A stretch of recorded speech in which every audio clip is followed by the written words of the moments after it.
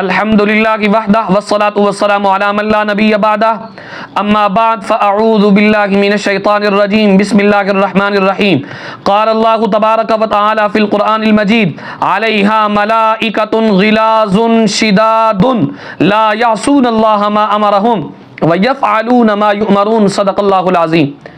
عزیزان من، آج کے ہمارے درس کا عنوان ہے فرشتوں پر ایمان، یعنی اس بات پر ہم گفتگو کریں گے فرشتوں پر ایمان کا کیا مطلب ہے، فرشتوں کے بارے میں اسلامی نقطہ نظر کیا ہے۔ تو فرشتوں کے حوالے سے چند اہم امور کا جاننا ضروری ہے۔ یاد رکھیے، جن و انس کی طرح فرشتے بھی رب ذوالجلال کی مخلوق ہیں۔ رب ذوالجلال کے ایماندار فرما بردار بندے ہیں، اللہ کے حکم کی خلاف ورزی نہیں کرتے، گناہ نہیں کرتے۔ یاد رکھیے، فرشتے گناہوں سے معصوم ہیں، اور اسی بات کو رب نے قرآن کے اندر سورہ تحریم کے اندر بیان فرمایا۔ رب نے فرمایا علیہا ملائکۃ غلاظ شداد، اس جہنم کے اوپر مضبوط اور سخت دل فرشتے مقرر ہیں۔ لا یعصون اللہ ما امرہم، اللہ کے حکم کی نافرمانی نہیں کرتے۔ وَيَفْعَلُونَ مَا يُؤْمَرُونَ، رب کی جانب سے جو انہیں حکم دیا جاتا ہے یہ وہی کرتے ہیں۔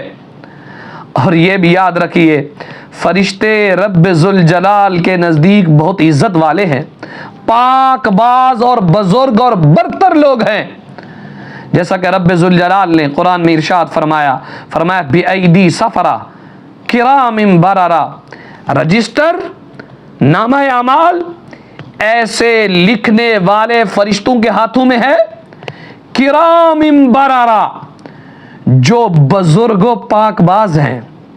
سرکار علیہ الصلوۃ والسلام نے ارشاد مبارک فرمایا، صحیح مسلم کی حدیث ہے، میرے نبی نے فرمایا الماہر بالقرآن مع السفرۃ الکرام البررہ، فرمایا قرآن پاک کا ماہر شخص معزز لکھنے والے اطاعت گزار فرشتوں کے ساتھ ہوگا۔ یعنی کیا مطلب؟ حدیث سے، قرآن سے یہ معلوم ہوا کہ فرشتے رب ذوالجلال کی پاک باز اور بزرگ ترک مخلوق ہے۔ رب ذوالجلال نے انہیں بہت ہی عزت سے نوازا ہوا ہے۔ اور یہ بھی یاد رکھیے، فرشتوں کو رب ذوالجلال نے نور سے پیدا فرمایا ہے۔ سید عائشہ فرماتی ہیں خلقت الملائکۃ من نور، فرشتوں کو نور سے پیدا کیا گیا ہے، گویا کہ فرشتے رب کی نوری مخلوق ہیں۔ اور یہ بھی یاد رکھیے، فرشتوں کے متعلق اس بات کا جاننا بھی ضروری ہے، فرشتوں کی غذا تسبیح و تحلیل ہے، فرشتے کھانے پینے سے پاک ہیں۔ اور یہ بھی یاد رکھیے، فرشتوں کی جو تعداد ہے یہ اللہ اور اللہ کا رسول ہی اس بات کو بہتر جانتا ہے۔ کیوں؟ اس لیے رب ذوالجلال نے واضح طور پر قرآن کے اندر فرمایا وما یعلم جنود ربک الا ھو، رب ذوالجلال کے لشکروں کو کوئی نہیں جانتا سوائے رب ذوالجلال کی ذات کے۔ رب جانتا ہے، یہ رب کا مصطفیٰ جانتا ہے فرشتوں کی تعداد کتنی ہے۔ لیکن یہ جو چار مشہور رب ذوالجلال کے ملائکہ ہیں، نمبر 1 حضرت جناب سیدنا جبرائیل علیہ الصلوۃ والسلام، حضرت سیدنا میکائیل علیہ الصلوۃ والسلام، حضرت سیدنا اسرافیل علیہ الصلوۃ والسلام، حضرت سیدنا عزرائیل علیہ الصلوۃ والسلام۔ یہ جو چار فرشتے مشہور ہیں، رب ذوالجلال نے ہر ایک کی ڈیوٹی الگ الگ سے لگائی ہوئی ہے۔ جناب جبرائیل امین کا کام وحی کو لے کر آنا ہے ہر نبی کے اوپر، اور حضرت میکائیل علیہ الصلوۃ والسلام کی ذمہ داری بارش برسانا، غلہ اگانا، مخلوق خدا کو رزق پہنچانے کے اوپر مقرر ہے۔ اور حضرت اسرافیل علیہ الصلوۃ والسلام کی ڈیوٹی قیامت کے متعلق مخلوق کو دوبارہ زندہ کیے جانے کے وقت سور پھونکنے کے اوپر مقرر ہے۔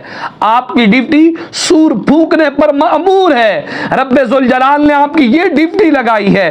سرکار نے فرمایا ان الملک یرید ان ینفخ فی الصور فاذا سمع احدا یقول لا الہ الا اللہ اخرها 70 خریفا، بے شک فرشتہ سور پھونکنا چاہے گا اور جب سنے گا کہ کوئی کلمہ طیبہ پڑھ رہا ہے تو وہ اسے 70 سال تک مؤخر کر دے گا۔